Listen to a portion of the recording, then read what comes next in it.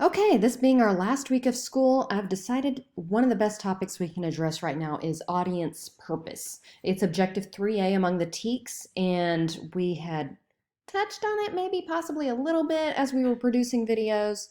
Um, but it's something that should really be a focus of your attention when you're producing a video, and it's something that you should know more about.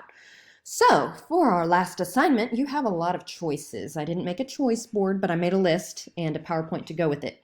So here's your list of choices, but let me go through the information. Okay, so the thing that you need to know about audience and purpose are there are two terms that come with it: demographics and target audience. So demographics, you may know from your world geography class, is a description of the people within a certain area, their age, gender, marital status, everything like that. Um, but target audience is the narrower section. It's more of who do you want to talk to among this group. So when we're producing Skeeto Bite News, or when you're producing your own video, we aren't usually talking to everybody in Mesquite. We're aiming at certain people who may be interested in what our video topic is. So for Skeeto Bite News, it would be Mesquite High alumni, it would be students and teachers mainly, and sometimes parents. So here's how you see demographics play out in television. So you will not usually be watching a football game and see an advert for secret deodorant. It just usually doesn't happen. But you often, when you're watching Judge Joe Brown or the Judge shows, see a lot of litigation commercials. When you have your kids sitting down watching TV, you can pretty much guarantee they aren't going to see ads for Jared Jewelry or Law and Order, because those people are not likely to be interested in investing in that type of thing. And this back here was an ad about beer. So you see advertising on shows that matches what the audience's interests are. Guys wouldn't be interested in secret deodorant. You usually see beer commercials, He-Man truck stuff, and all that stuff on the football commercials. So when you're thinking about speaking to a target audience, don't stereotype is the main thing. So stay away from the negatives, really. Don't think, oh, they're old. That means they have no teeth. So I should be talking about how their gums might hurt. Don't think they're a preteen, so they're immature. And maybe I should talk like this because that's how preteens do it, right? No. And don't think they're Asian, so they use big words. Even though that's a positive stereotype, it is still a stereotype. Instead, be thinking about what do these individuals in this group typically do?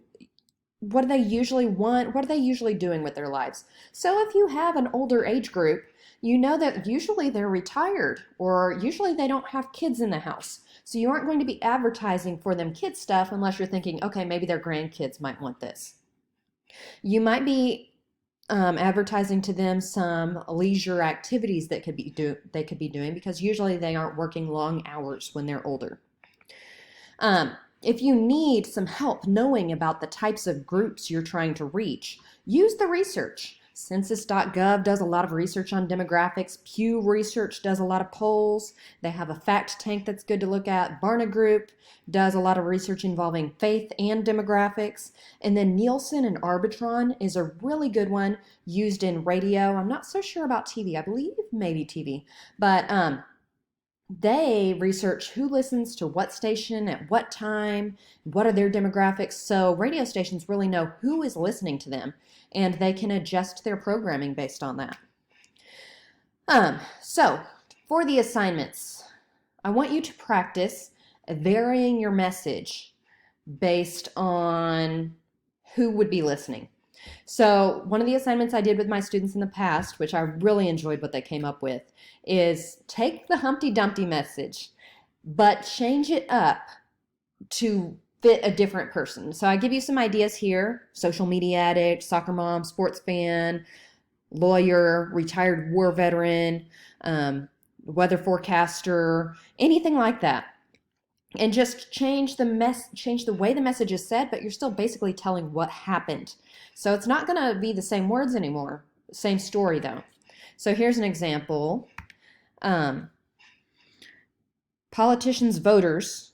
So if there's a politician talking to voters, he might say, Humpty Dumpty is a guy who takes chances with your tax dollars. In 2001, he sat on a wall.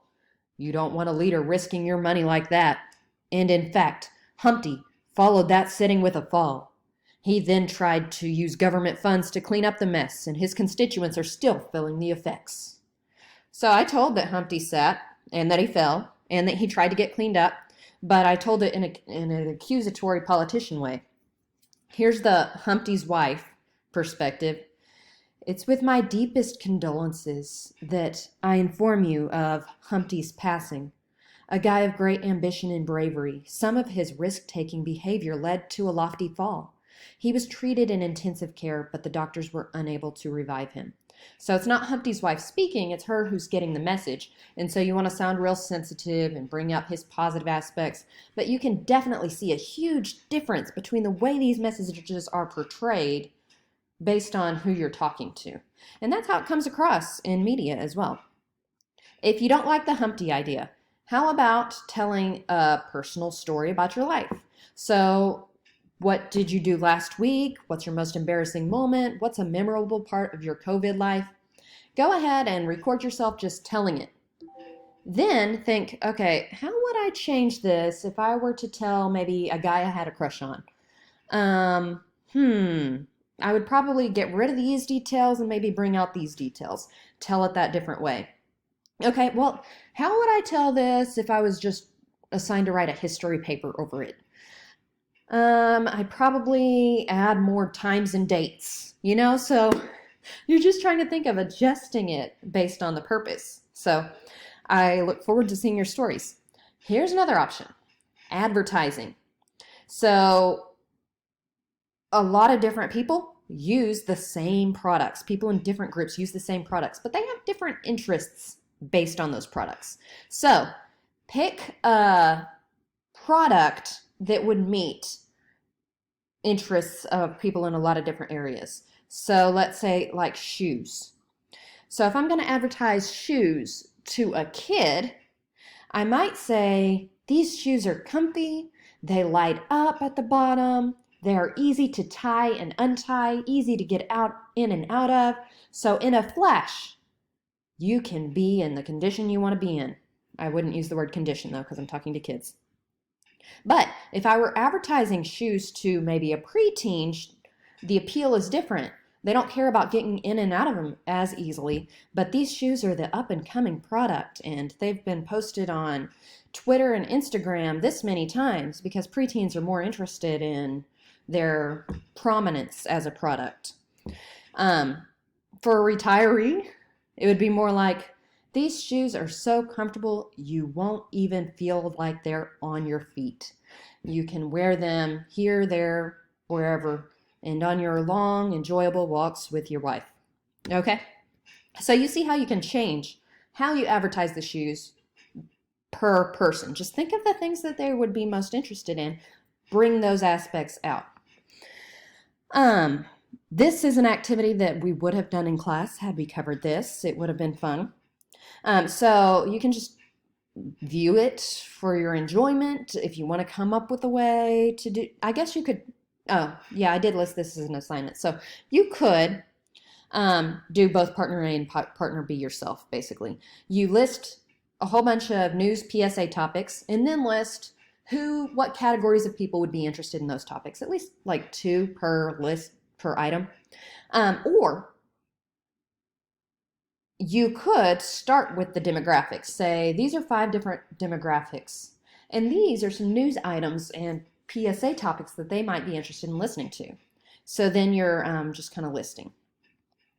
So that's a good one. A class project that we would have done, I don't see how, is we were all going to advertise the same product, but each group would have advertised it to a different audience.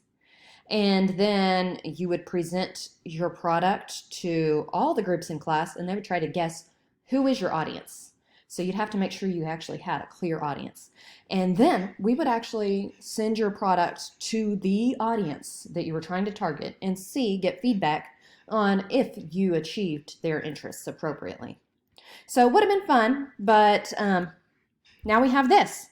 So you can feel free to contact me if you have questions, but you have a lot of choices here, and I look forward to seeing what creative things you can submit.